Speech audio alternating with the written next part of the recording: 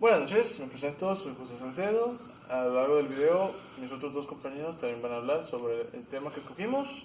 Nuestro tema para repaso se llama flip-flop y es en su versión D. Ahora, antes del flip-flop D, estuvo el profesor hablando acerca del JK y antes del JK del SR, ¿verdad? Entonces, la última versión es el D. Ahora, se puede decir que el flip-flop D es como una actualización, remasterización del JK.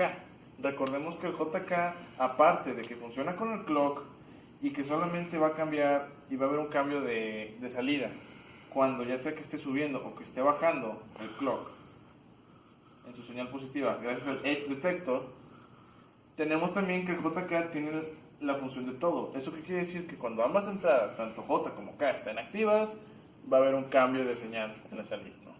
Entonces, ¿a qué se refiere el flip-flop D? Bueno, básicamente es como si siguiéramos teniendo un JK, pero vamos a tener ambas salidas ligadas a una entrada. Perdón, ambas entradas ligadas a la misma entrada D. Entonces, si se fijan, la entrada D va a entrar directo a la J y va a entrar negada acá. De tal manera que evitamos la necesidad de tener un toggle, ya no existe esa función. Y solamente tendríamos una entrada. Entra positiva tal cual en J, entra negativa en K. Eso es básicamente un D y a continuación las aplicaciones. Buenas noches, soy Alfredo Carvajal y ahora voy a explicarles un poco cómo se ve gráficamente el efecto de los flip-flops en su versión D para las señales utilizando clock. Bueno, esta es la segunda parte, primero vamos con lo que hacen específicamente. Aquí como podemos ver tenemos nuestra señal D y nuestra señal, la señal de salida Q y el clock. Ahora, básicamente es mientras, esta salida va a obedecer al clock y solamente va a cambiar cuando esté en estado, en este caso, digamos que es un clock positivo. Entonces va a cambiar cuando esté en high. Entonces lo que va a hacer aquí es que va a obedecer y va a cambiar de únicamente cuando esté en high. Y entonces como podemos ver aquí, empezamos en estado 1. Aquí, ¿qué tenemos en D? Un low. Pues va a cambiar. Hasta que aquí ya vuelve a cambiar D. Pero como aún está en estado de cambio, la señal no va a cambiar, por eso no va a cambiar antes y no vamos a tener medias señales. Eso lo voy a explicar un poco más adelante. Entonces, como podemos ver, está en un estado high. Bueno, ya registré un cambio y ya vuelvo a subir. Y así sucesivamente. Low, baja, high, sube. Solamente va a obedecer cuando suba el estado de... cuando hay un cambio registrado en el clock de high. Ahora, brevemente lo que olvidé mencionar es cómo sale, bueno, cómo podemos ver esto en compras lógicas. Hacerlo un poquito.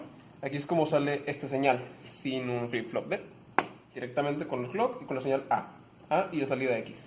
Aquí, como podemos ver, para implementar el flip-flop lo meteríamos antes de este AND para que afecte la señal de salida X. Y así es como se comprueba que está funcionando y cómo se implementa en una compuerta lógica antes del AND. Ahora, ¿para qué nos sirve esto? Para eliminar justamente esto que tenemos aquí. No tenemos una hoja cuadriculada, entonces no se puede apreciar tanto, por eso dibujo estas líneas un poco feas. Pero aquí podemos ver, por ejemplo, que esto está más corto. Visualmente no parece, pero está más corto, es media onda. Entonces estaría entregando señales en pedacería y eso es algo que queremos evitar. Por ejemplo, aquí podemos ver que como no está el D, aquí hay un cambio de señal, entonces corta tal cual. Ahora pasamos a utilizar un tipo D y esto es donde evitaríamos esto. Perdón. Aquí nuevamente podemos ver que sí, está cambiando antes de estado y generaría una señal, pero como ya estamos implementándolo, no va a cambiar hasta que haya un cambio en el clock, como podemos estar apreciando. Y esa es la señal de salida, como ya de manera optimizada y sin las medias señales que estábamos abarcando. Entonces, esa es una de las utilidades que tiene el utilizar un flip-flop D. Mi nombre es Rolando Compiar y continuaré con la explicación del flip-flop tipo D.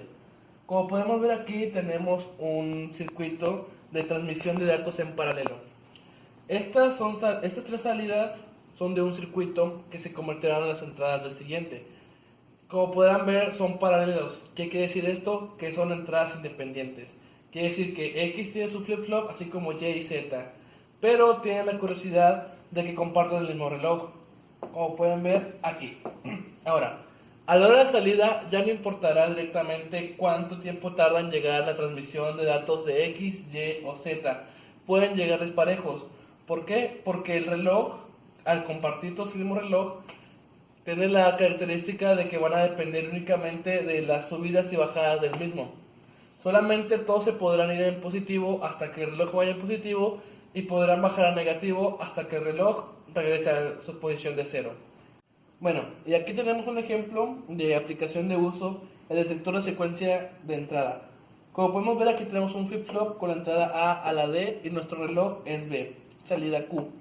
Ahora, aquí en estos dos gráficos que les presento podemos ver que la entrada A empezó antes que el reloj, pero el simple hecho de que A haya subido antes no quiere decir que Q le haga caso. Hasta que el reloj no tenga un pulso positivo, Q no se inmutará. Y aquí en este ejemplo, como podemos ver, el reloj empezó antes de que A tuviera una señal positiva. Pero esto no quiere decir que Q le vaya a hacer caso, sino que es importante saber que debe haber una señal A antes de B para que Q pueda mutarse. Esto es muy importante. ¿Por qué? Porque el nombre lo dice, es un detector de secuencias. Quiere decir que aquí se va a mantener en ceros porque detectó que el reloj empezó antes que A, mientras que aquí el reloj empezó después que A, entonces detectó una secuencia. Para dejar más en claro esto y porque nos lo pide la rúbrica, es aquí tenemos una tarea, nos pide cuál va a ser el estado, si 1 o 0 de la salida Q, y como podemos ver, la línea está cortando. Otra cosa es que asumamos que S está conectada a D, por lo tanto R no nos importa. Entonces, ese va a ser nuestro D, y como vemos la línea corta justo antes del primer cambio, entonces dependemos del valor que tenga Q en tiempo 0. Y ahora en el ejemplo del enable, nuevamente aquí nos dice que S está conectado a D, por lo tanto R no nos importa. Entonces, como podemos ver, mientras clock high es un enable, entonces va a imitar el comportamiento de D. Entonces por aquí podemos ver que es 1, luego aquí es enable, está en 0, pues se baja, y la línea corta en un high, como podemos ver aquí, por lo tanto nuestra salida va a ser de 1 mientras esté el clock en enable.